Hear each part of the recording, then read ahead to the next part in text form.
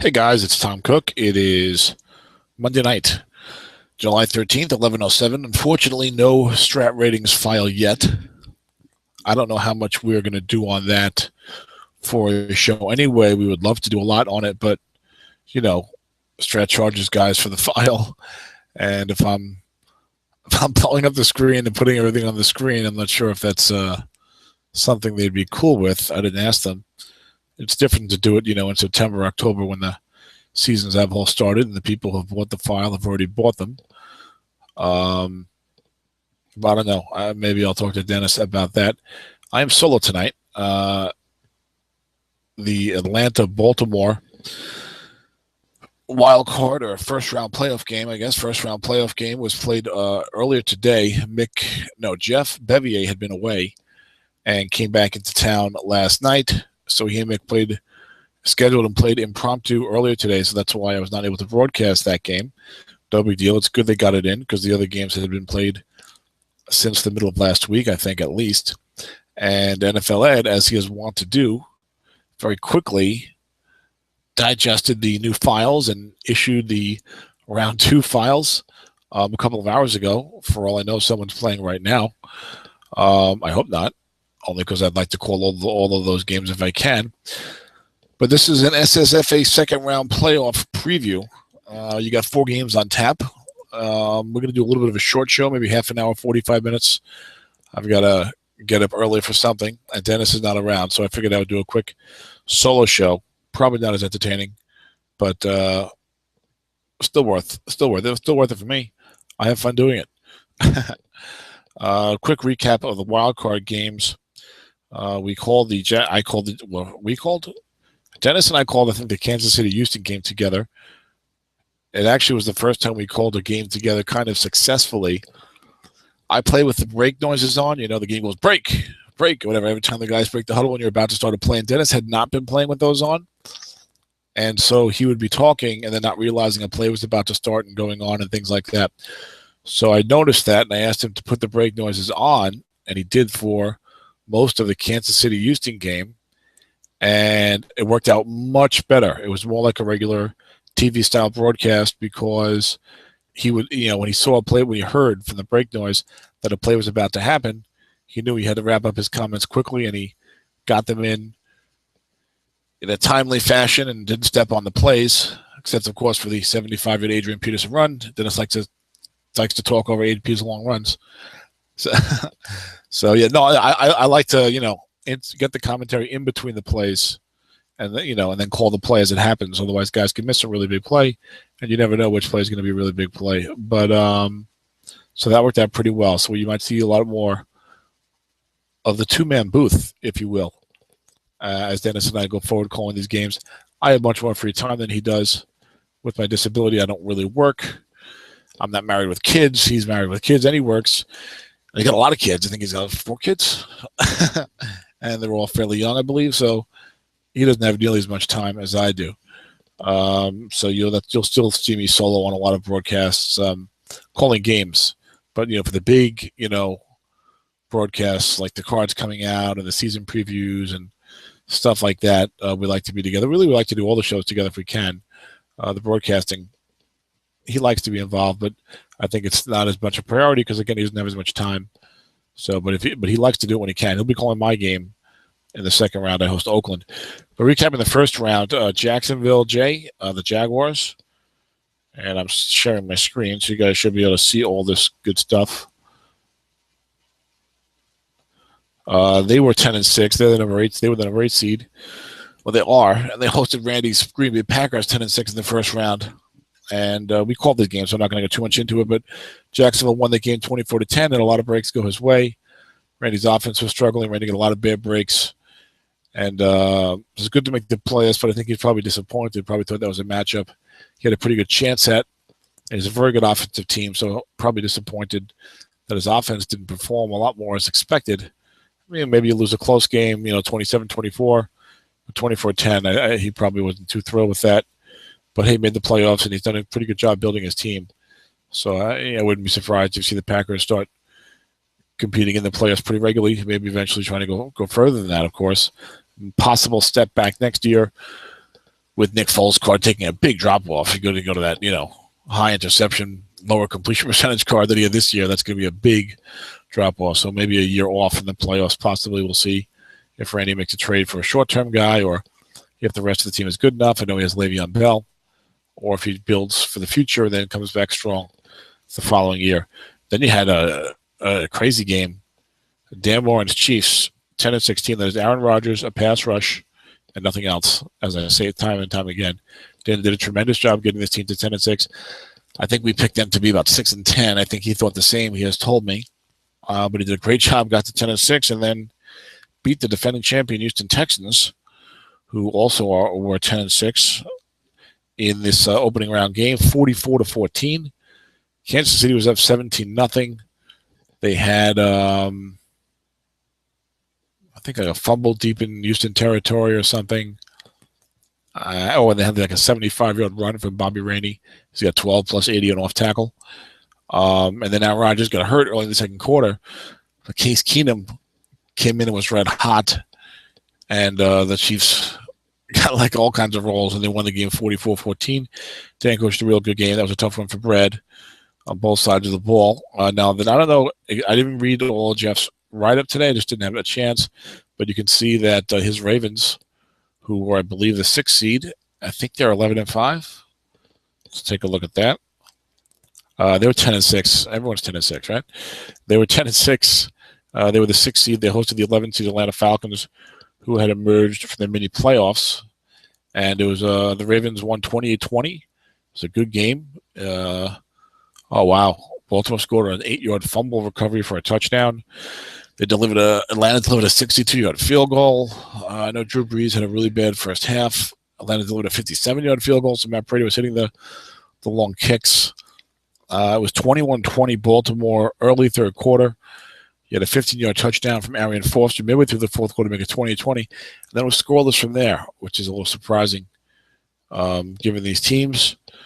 Baltimore was -2 in turnovers as Cam Newton threw 4 interceptions, but the Ravens had one of their turnovers go for touchdown and the 8-yard fumble recovery, which is surprising. If you recover a fumble with the 8, probably not good to try to advance it because of the turnover possibility.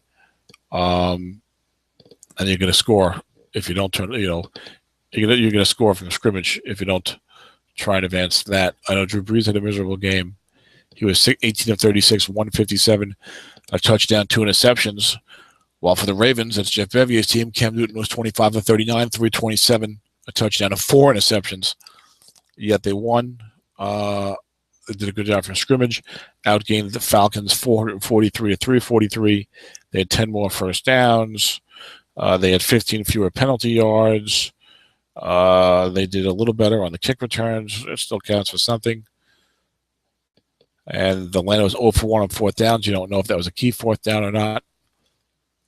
And so there you have it. I had picked the Falcons. That's a mixed team. Matt Forte, 195 yards and 22 carries for Atlanta. I had picked the Falcons to win this game in an upset. 9-7, 10-6, and only one game apart. And moved to the it was Torrey Smith who got that fumble. So maybe it was a fumble from scrimmage. Maybe it was third down or fourth down. He said, "What the hell? I'll try to advance it." Interesting. Okay, I don't know exactly what happened there, but I had picked Mick to win this game in the upset, 10-16 over 9-7. But Jeff Bevier's team has proved the naysayers wrong all season, and they did it again today. So they advanced with a 20-20 victory over the Falcons. So congratulations to Jeff and the other 2 first-round winners. That's Kansas City, that's Dan Moran, and Jacksonville, which is Jay Filling, of course. And that sets up second-round matchups. And Ed sent out the files today. The 1 seed is the St. Louis Rams, 12-4, Nathan's team, led by Josh McCown and I think Fred Jackson. Sounds about right. And he's going to host Kansas City. That's a 10 versus 1 matchup. That is going to be a tough game, I think, for the Chiefs. Of course, I said the same thing about the last one. If we look at point differential, Nathan was 5th in the league at plus 90 points. And if we look at team offense, St. Louis was number 2 in the league in yards per game.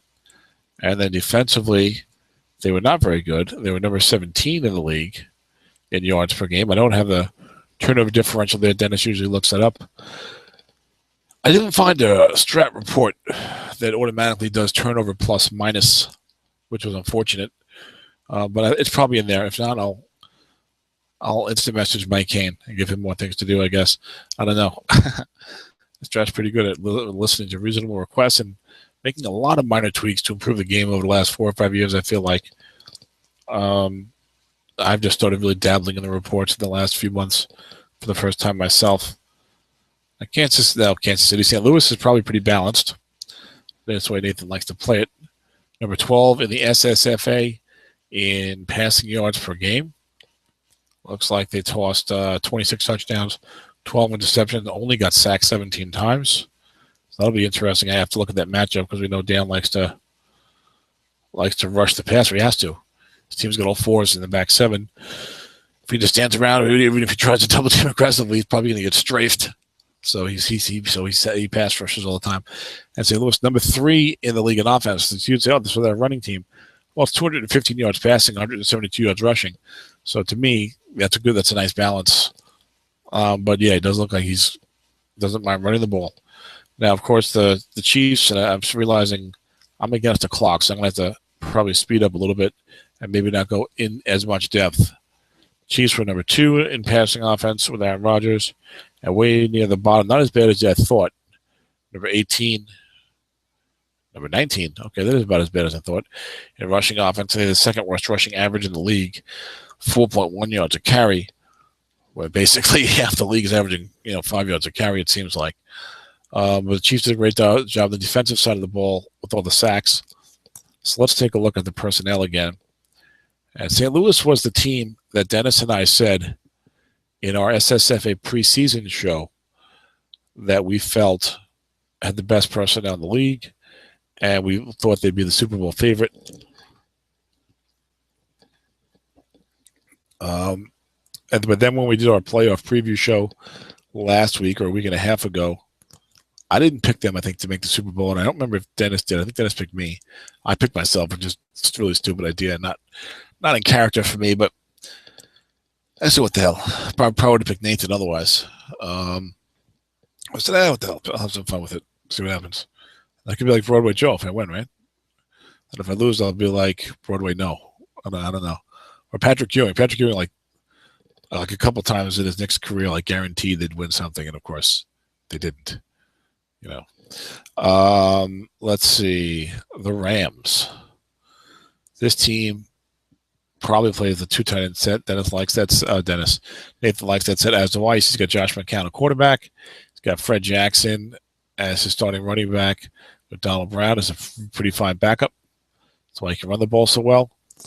You see the run blocking is not great, 4-4-4 from center on the right side, but a 5-6 on the left side. He's got Josh McCown's got the very strong card, very low turnovers, and look at the receiving targets. Nathan is known for having great downfield receiving targets. He's got Deshaun Jackson, Jordy Nelson, Vernon Davis, and Jordan Cameron. And Fred Jackson is also a very good flat pass receiver. So, I mean, hello, that's a tremendous group of receiving targets there, which is probably why he can run so well and also throw efficiently.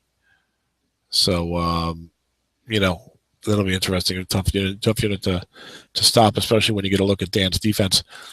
The Ram defense plays a 4-3 this year. Nathan normally likes a lot of pass rush himself, but doesn't have it really this year. John Abraham, the only starter who's above a 5 pass rush. That's not good. He's got a 5-5-4-4 defensive line, so you can run on him. He goes 6-5-5 at linebacker, 5-4-4-5 in the secondary. He does have an extra DB4. So I mean, there's a lot of stuff there for Dan to attack. Dan's got Aaron Rodgers, so you can see a lot of looking passes or flat passes at the 5. St. Louis doesn't have a lot of pass rush, so Dan can throw downfield as well. Tougher to blitz for Nathan. So the matchups, should be good for both offenses, I would say. And then you look at the special teams. Oh, God. Nathan has horrible opponent kickoff coverage, but he probably has a lot of touchbacks.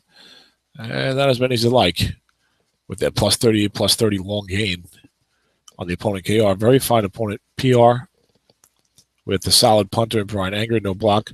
But the 12 is only 14 yards. Dennis always quick to point that out to me. That what's the big deal if the guy has a block because your 12 is, not much better. It's about 20 yards better, which is still 20 yards, but he has a good point there. And of course, you might get better return on the punt than you do on the block. Punt returner has got 11 touchdowns on the one back. Has got a snake guys touchdown on the one back. On kick returns at a good card. The two backs are pretty bad. So a little, decent special teams there for returning. Kicker, it's not even worth looking at all these kickers in the modern game. They're so good. And Blair Walsh is no exception. 2 to 11, 2 to 11, 2 to 10, 2 to 9, and 2 to 5. So that's our look at the Rams. He started off slowly this year. Was 5-3. Lost some surprising games. Gave up a ton of points in the first half. Then went 7-1 on the back 8 to claim that 1 seed, as all the rest of us were fumbling around and losing games. Now the Chiefs. And, of course, we do play with injuries in the playoffs, single-game injuries, just like we do in the rest of the season. But I mean the rest of the game injuries. And we also play that the home team gets to use the good pass defense cards instead of average. So those things are – so that's going in Nathan's way. And let's see if injuries play a big factor like they did in the Kansas City-Houston game. Well, Kansas City won anyway. But when Rodgers went down, even though they were up 17-0 early second quarter, Dennis and I thought, wow, this is huge, and Houston's going to come back. So let's take a look at this Kansas City team. I think they like to go blocking back. I just called their game, and I recall that being the formation du jour. The offensive line is terrible. He's got a center and a left tackle 5. He's got a left guard 3, a right guard 2, a right tackle 4. So, I mean, even if you have guys that are all like 4s and 5s and stuff like that, which is what St. Louis has, you might get a couple of sacks. Unless you see nothing but flat passes. We know how great Aaron Rodgers is. And he had a great year for Dan, second best in the league, probably only to Peyton as a quarterback. Tremendous flat pass. 3-7. Still has good short pass right completions, even though he's got those 9 must-run chances. But I just feel like not as good as you'd like on that short pass right because he loses completions to the must-run. And his must-run's only okay. But Dan hasn't had any problems with him. So I look for him to do real well. I look for Nathan to concede the run to Bobby Rainey and Maurice Jones-Drew like everyone does against this team. Maybe a little blitzing to cover some of those 4s. Who knows? You got Randall Cobb and Anquan Bolden at the receivers. Marcel Lewis tight end, Sean McGrath blocking back. This offense, you should be able to stop this offense. You really should.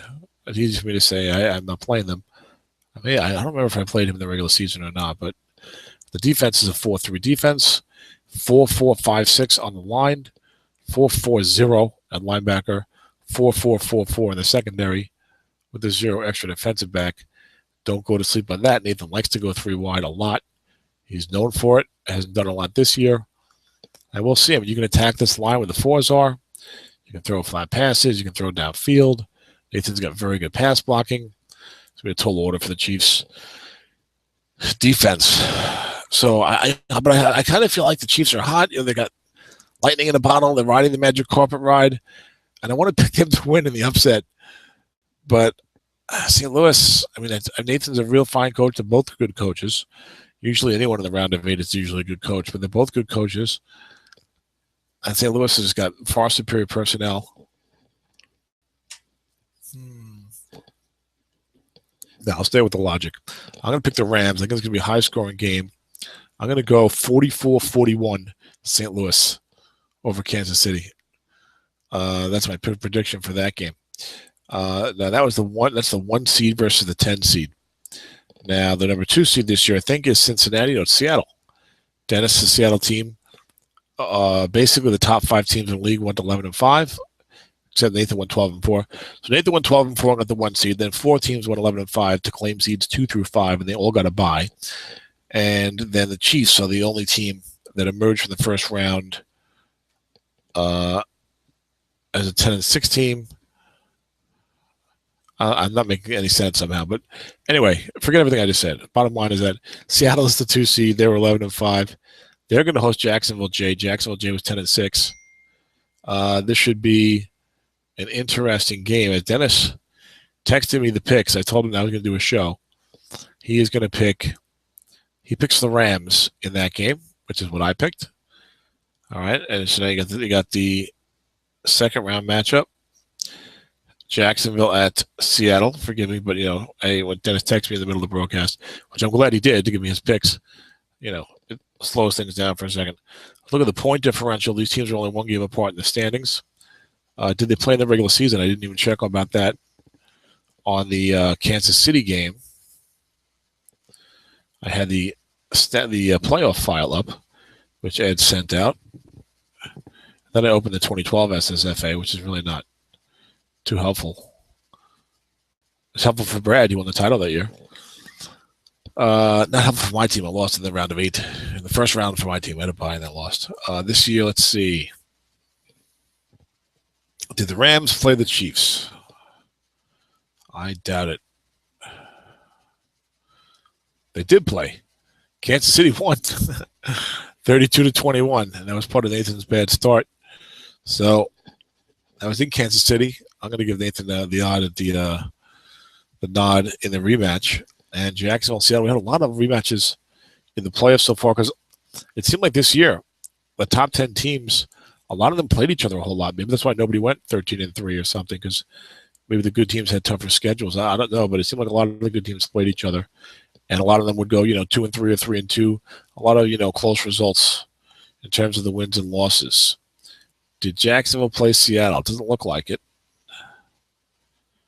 No. Yes, they did. Of course they did. And Seattle won that game. That's right. We talked about that with Dennis in the playoff preview show. Seattle won that game 31-27. It was the fourth block of the season. And that's why Seattle's hosting this game, basically, you could say. Seattle finished 11-5, Jacksonville 10-6. If you change the result of that game, Jacksonville was 11-5 with a bye, and Dennis would have had to play an opening round game. So, very interesting there. Let's take a look at the Seahawks, who scored 384 and gave up 297. That's a pretty good point differential. They were 6th in the league in point differential. Jacksonville was 9th in the league in point differential. Seattle plus 87.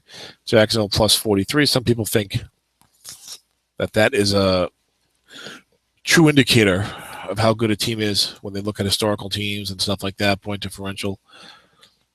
I don't know how I feel about that, but no, I know that pretty much nobody runs up the score in this league, so this is kind of honest point differentials.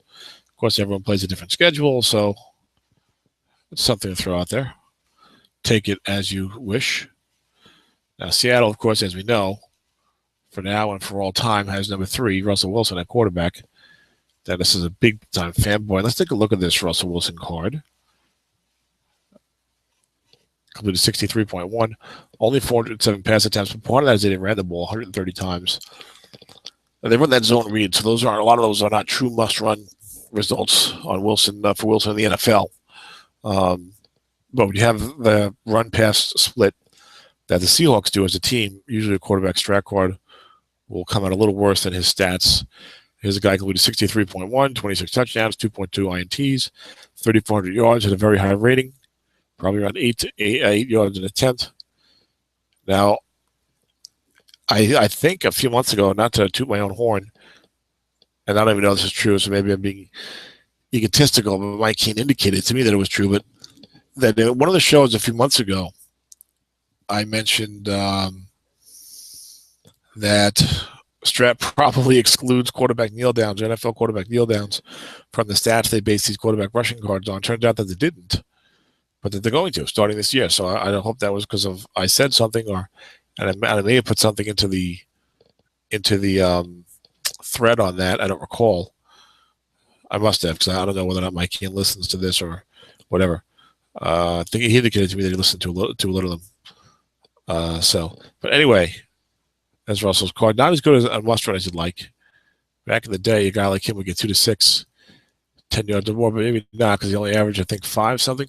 Yeah, 5.6 yards a carry this year, which is good. But some of those real great quarterback cards for must running, you're looking at 6.7 average and higher, which Wilson will have next year. I think he was maybe 7.2 yards per carry. So you're going to see a really exceptional must run column from him next year. Dennis likes to do the end run with him occasionally. Got that 6-7 short game. Now, his flat pass card not that good. 4 and 5 incomplete. I'm wrong. But my numbers show you can still throw with that, and you should still throw with that. Don't be too shy about it. Dennis wants to get all those must-run ratings, 3 to 6 on the short pass right. Wilson gives you a 2 to 8, 4 yards or more. It's only 2 to 6, 7 yards or more. 2 to 7, 6 yards or more. So solid, but again, not great. Kind of a pedestrian short pass wrong card with 5, 11, 15, 18, 19 units on it, and 11 units deep. So he's all right. Dennis does like to go deep, and again, I keep saying this, but if you have the pass blocking, and even if you don't, you feel like you can go deep more often with these running quarterbacks because long pass right is not all or nothing. You can get 4, 5, 6, 7 yards on the must run.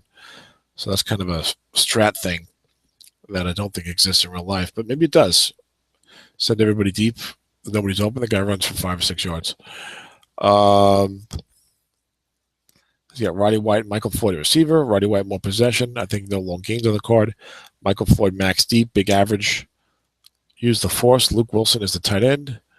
Frank Gore had an excellent year for Dennis running the ball. Dennis likes to run the ball quite a bit.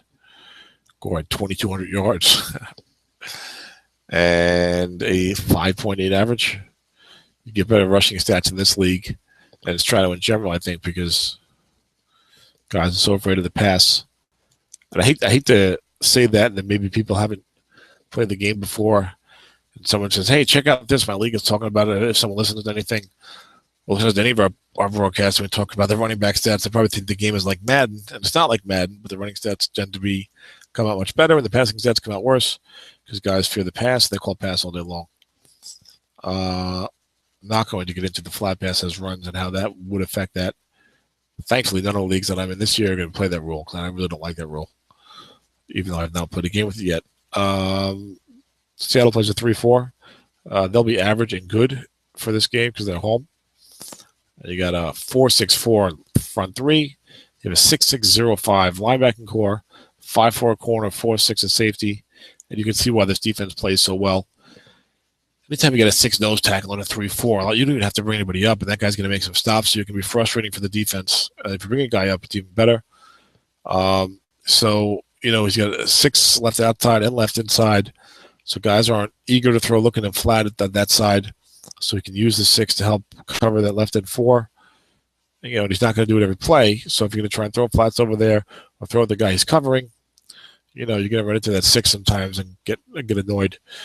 If he's going to blitz him and move Dansby out to cover, he gets a 0 in the middle. There'll be some lookings, but again, sometimes he won't do that. So then you're throwing in 2 men.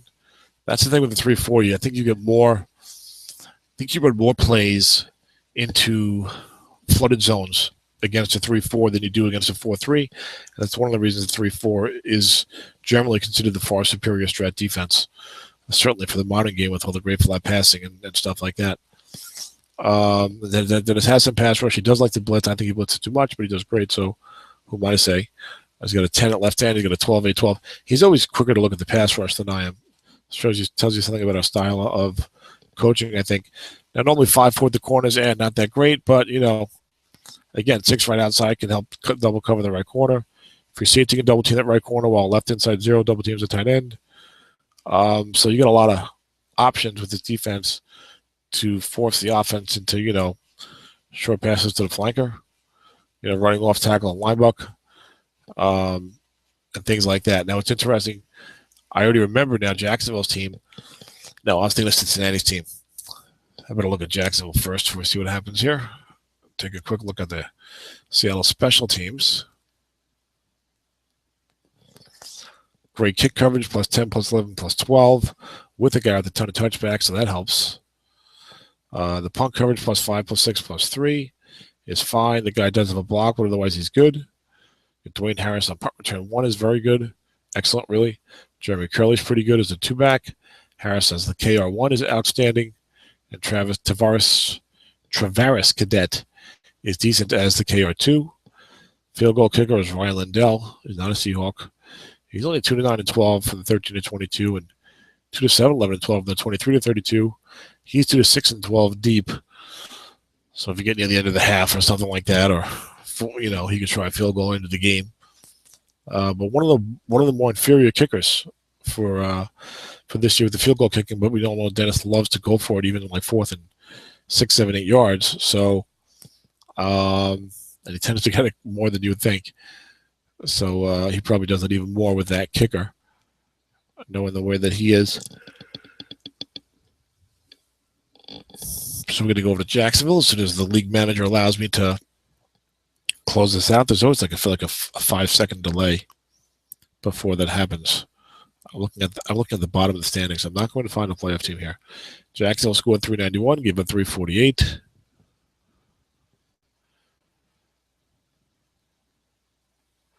Do you have Andy Dalton? No. This team has the rookie Glennon. Mike Glennon, that quarterback, low turnover card, not dreadful. Kind of like a old caretaker card that's really not that good. But then Adrian Peterson, excellent running back card. Josh Gordon, great receiving card. Gates is solid. Wes Welker's pretty decent. Offensive line's real good. He's got 4 7s and a 4. So Dennis is unlikely to get too many sacks. Yeah, matter of fact, yeah, he's unlikely to get too many sacks. He's pretty much blitz 2 linebackers every play to have a chance because he's got 12s. That'll open things up for AP, and he's got to get some running against AP, of course. I wish Jay had another back that could, give him like another 6 or 7 carries, so that AP wasn't such a vital part of the offense in terms of if he's not doing that well, or you can't always run with him as much as you'd like because he's going to get fatigued. You like to be able to run the ball at least like 35 times unfatigued, so you want that extra back for 6 or 7 carries if necessary. Jay likes the defensive side of the ball. He's a solid defensive coach. Gave him only 10 points to the Packers, although the Packers, of course, had a lot of bad luck with the rolls. This team was 5-5-5. This is the all-5s team. There are no 6s on this defense. It says that Damon 2 is a 6, and of course he is, but that's from a 4-3 NFL defense. So in strat, if you move him to nose tackle at a 3, it becomes a 5. But you got 5-5-5 on the defensive line, 5-4-5-5 at linebacker, 5-5 at the corners, 5 at strong safety, 4 at free safety. So he literally has a 5 everywhere except for left inside linebacker 4, Gerald Freeman, who's also a 9 pass rush. So that's nice. You can blitz him. And free safety 4, Mike Adams. And I don't mind if it will be a 6 next year. I don't mind a free safety 4. I like to double team. I like to flood zones. Of course, I tend to have very good corners on my team, so it's easier to relieve the free safety of deep pass responsibility. But it's kind of an interesting defense. Dennis has some pass blocking. I don't think Jay is the most aggressive pass rusher in the world. But I feel like this defense isn't particularly strong on any one thing. Just kind of okay all around. Opponent kick 10-11 long gain. Opponent punt 3-2 long gain. So he certainly wants to avoid a 12 on the opponent kicking. I hate having a long gain there. Although by my math, I've shown sometimes it's worth it if the rest of the opponent KR/PR is real good. Like in this case, plus 10, plus 11, plus 3, plus 2. I don't like it because you're giving the returner really a 2 in 36 chance now at a huge return. So assuming he's got a huge return on a 2 and I give him a long gain on 12, it just bothers me. It gives him a block on 12. We talked about that before. No more punt return element's okay. 9 is plus 21 yards. Nothing else really going on there.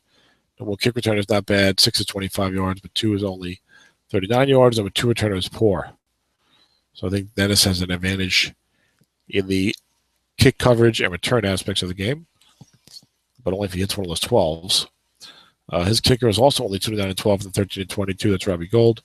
But he's also 29-12 and 23-32 and 2-6 from deep, and he kicked it out to the 41. So an advantage in the kicking game as far as field goals go for Jay.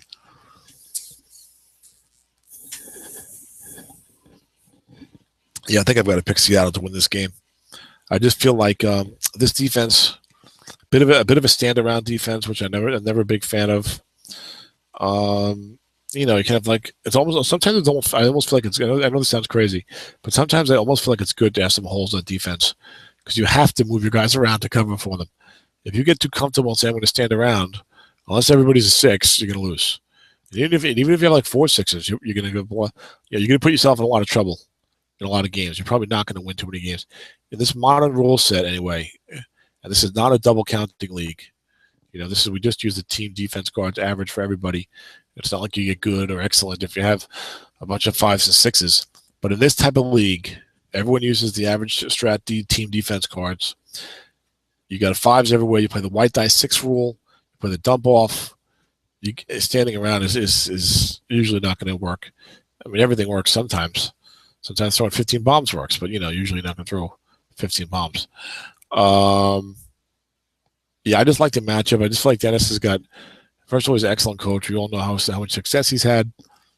And he's got a lot of things. He can pretty much call whatever play he wants without feeling like Jay's definitely going to try and stop it.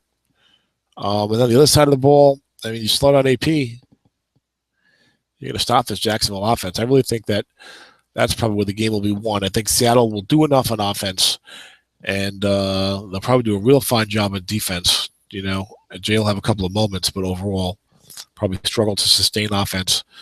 So I like the Seahawks in this one. I'm going to go 24-17 Seattle over Jacksonville. Dennis did not give any scores, but he also picked Seattle. So those are picks right there. That's game 2 in the round of 8. Now let's move on to the third game. It is Baltimore at Cincinnati. And that is the number 6 seed Ravens at the number 3 seed Bengals.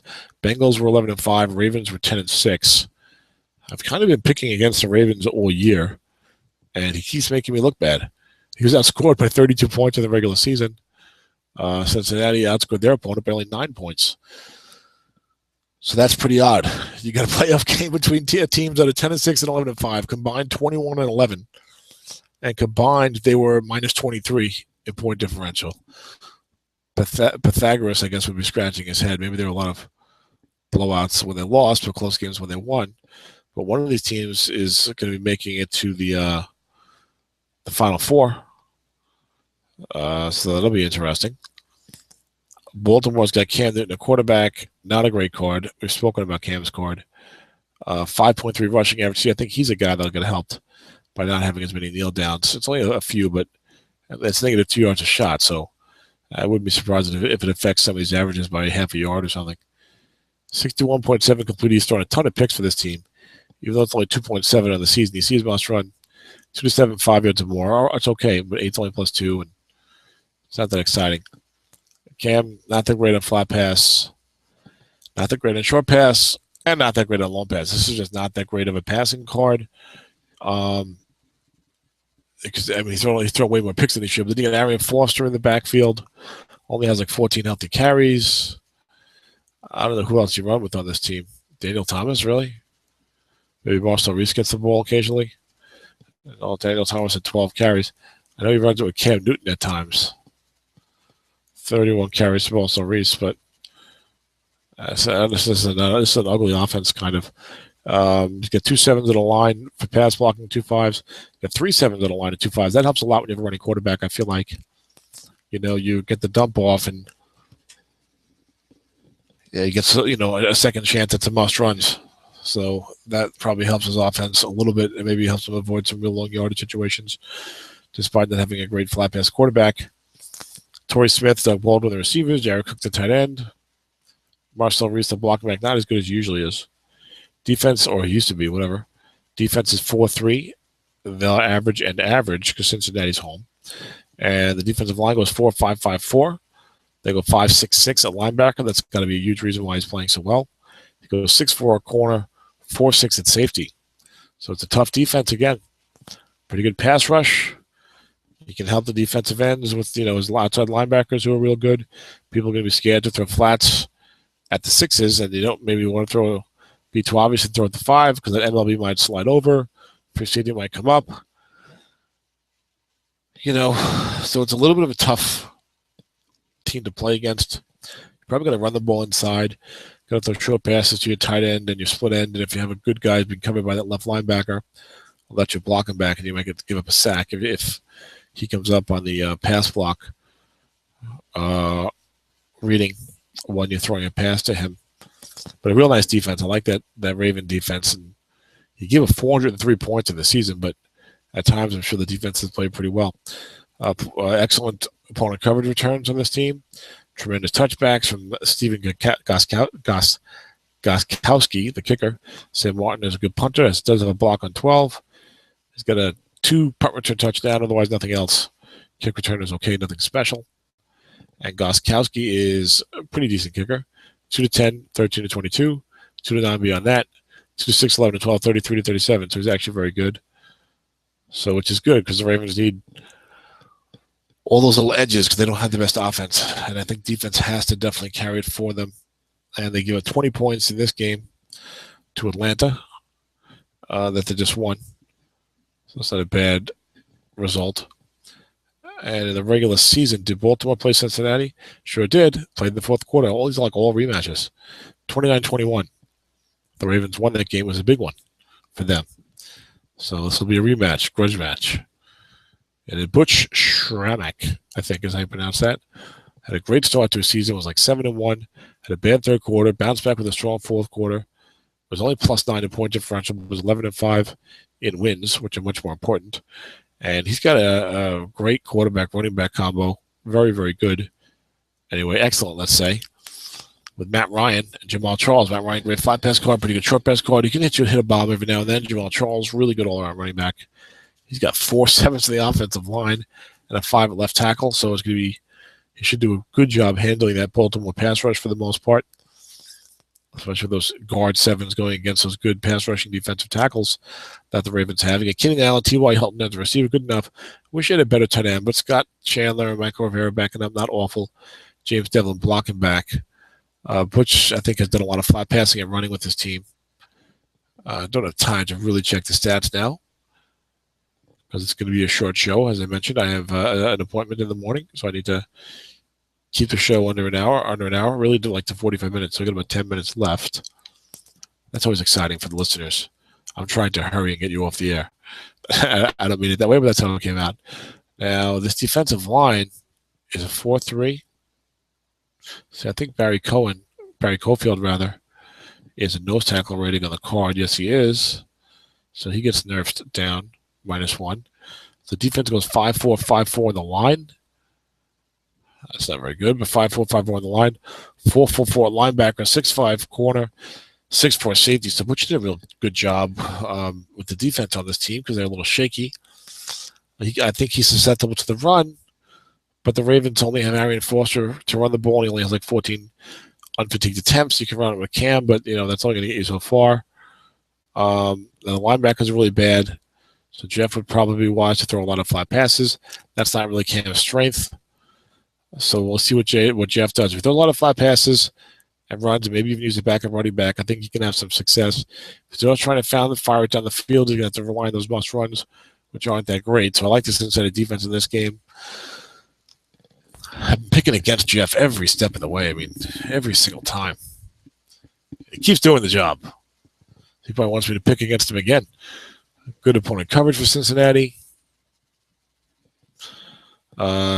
Decent punter, but he doesn't have a block, so not that great. Only 13 touchbacks, not that great. Not much going on in the punt return game. The two backs pretty good. Good number 1 kick returner, decent pretty solid number 2 kick returner. Okay, nothing awesome, but nothing awful on the special teams. As I forget to look at his field goal kicker, of course. The only guy definitely puts points to the board. 2-11 and then 2-10 is Dan Carpenter. I have him in the fall league. 2-10 out to the 32. 2-6 and 12, 33-38. So very good kicking card. Cincinnati is not that explosive. I don't know. I think it's his play calling style, but I remember saying this during the season. They only scored 30 points in a game like twice, in this past happy era. But Butch knows what he's doing. Jeff's improved a lot. His team's a lot. Jeff's team's a lot more boom or bust, I think. He's got some big plays with Cam. Got to get some sacks. So he's a lot more steadier with Matt Ryan and Jamal Charles, and the defense is pretty good deep in the secondary. So I'm going to go. I think Cincinnati should win on paper, but Jeff's just been proving me wrong every time. So I'm going to pick him this time, which I know is going to annoy him to no end. I'm going to go Baltimore 23, Cincinnati 20. Even though I think Cincinnati definitely is the better team. Hey, best team doesn't always win. And it's the playoffs. These teams are only like one game apart, so it's not like you're playing 12-4 against 4-12.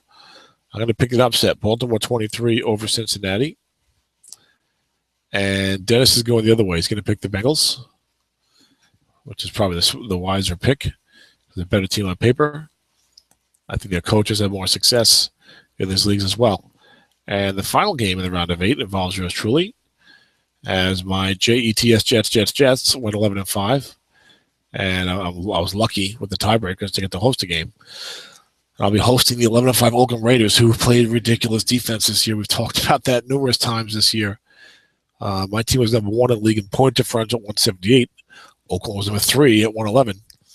So if you go by that, this is a big-time matchup. My offense is, oh boy, this is going to be one of those games. You have the number 1 offense in the league against the number 1 defense in the league. I didn't lead the league in points scored. I think I was second. Let's see. I was second. I scored 30.6 points a game. Nathan scored 31.8. Oakland was 22nd. Oakland was like 22nd in the league in points scored. They don't care. 20th, rather, in the league in points scored. But they had the same record that I did. Oakland was number 1 in the league in defensive yardage. I was number 4, but he did a way better job in terms of points. He gave 14.1 points a game. I gave him 19.5 points a game. I gave up 87 more points than he did. Interesting matchup. I know my team real well. I don't have to run down to them too much, run them down too greatly or whatever. I will be home in this game, so I'm going to get the good pass defense. I think a lot of people thought my team should have done better than 11-5. I think I picked them to go 10-6 or 11-5. Just had a feeling. Personnel-wise, they probably should have done a little better. I didn't coach too well in a couple of close games that I lost when I got frustrated and started firing away deep, which is usually not a good idea. Peyton Manning, guess what? He has a great card. We all know that. I've got the 1-7 at left guard. Then I got 3 5s and a 4. So not the best pass blocking in the world. Pretty porous run blocking, but I got Marshawn Lynch. And then Danny Woodhead to be a caddy so I can run the ball. Kenny Stills is a great deep card. Larry Fitzgerald's got a good possession, flat and short. Jordan Reed and Owen Daniels are acceptable. I go 2 tight end all the time. Or almost all the time. I go 2 tight end often. And the defense is pretty decent. It's a 4-3 defense. Not my forte, but it was easier to get to a stronger 4-3 for me this year with the personnel than to try and squeeze into a 3-4. I go 4-5-5-6 on the line. I go 5-5-5 at linebacker. I got 6s at corner on both of my teams in Ed's leagues, and 4s at safety on this team. So, you know, there's good pass rush at the end. It's 11-12. And Trent Cole's a 9, Lawrence Timmons a 7. One of those guys Ed helps a little bit. I've had a lot more sacks than I probably should with this personnel. I don't remember how many I had, but it was a lot for one of my teams. I don't really blitz as often as most guys. But you can run this team. You can run inside because they got 5s there. The 5s at linebacker are tricky. Guys don't like to throw out the 5s, but they're not that great. You can throw out 5s. The problem, I think, or the benefit for me coaching this team is having the corner 6s. My free safety pretty much, he leaves the zone like every single play. I double team the hell out of your tight end. I double team the hell out of your tight end until you're scared to throw them. I'll flood a flat. I'll cover a flat and blitz a guy to try and get a sack. I will double team one of the 6s occasionally. I'll double team one of your outside guys like your halfback or your blocking back. So that's free safety is pretty busy, pretty active. I only wish I had a better strong safety so I can move him more. But that's kind of how I like to play. Give me a couple corner 6s, and I'm just going to run around with the free safety. If I'm getting pass, he's not staying back there. If I guess run, he's going to stay back there a lot because I don't want to get burned with long pass, no man, wrong. But if I guess pass, he's not staying back there. If I've got corner 6s, you can pretty much count on that. I'll give you your long pass, no man, right shots because that's usually not a very good place mathematically for an offense. I only got a couple minutes because this girl's going to come up and do something for me. As you know, I have a disability, or you should know by now. Opponent kick return real good for this team. Opponent punt return not that good. +9, +11, +3 is fine, but that's the last number. Plenty of touchbacks from Dan Bailey. He's a very fine young kicker. Punter's not that great. 7's only 46 yards. A lot of other guys have got 40, 49, 50, and he's got a block on 12. The return game is terrible on this team. Patrick Peterson's probably one of the worst in the set. Stephen Burton's below average. Danny Woodhead is even worse. So special teams are where the return game particularly is where I can be pretty weak. Field goal kicker's real good. Dan Bailey 2-11, then 2-10 out to the 32, and then 2-7, 33-37. I've hit a few of those this year. So the field goal kicking is strong. The return game is weak. So let's take a look at those Oakland Raiders. And you look at the personnel in this team. I remember looking at it. My gosh, 336 points scored. It's not even that good. But still, you're over plus 100 because he did such a great job. Defensive personnel was not that great, and these two teams did not play in the regular season. He just did an amazing job coaching the hell out of this defense, just stopping people. Beat Kansas City 17-2. That's a rough one. Having not played this team, I don't know what formation he goes with. Probably blocking back, knowing Ron Dickinson. Or they could go 2 tight end with Jeff Cumberland. You got, well, look at that pass blocking. You got 3 7s on the interior of the line. You got 5s at defensive end. That's unfortunate for him in this game because I actually have good defensive end pass rushers.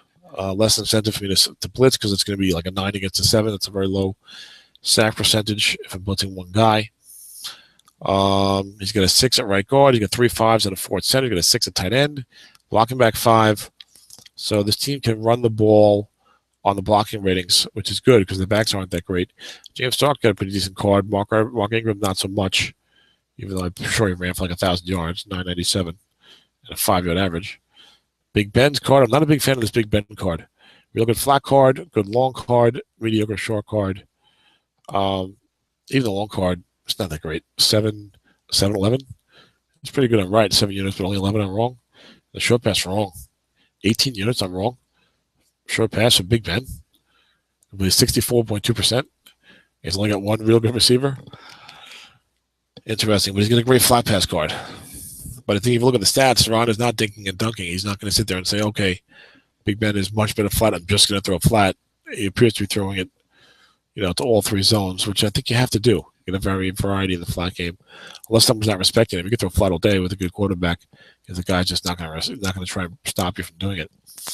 4-3 defense, which played tremendous all year, goes 4-5-5-5, 6-4-5, 4-4-6-4.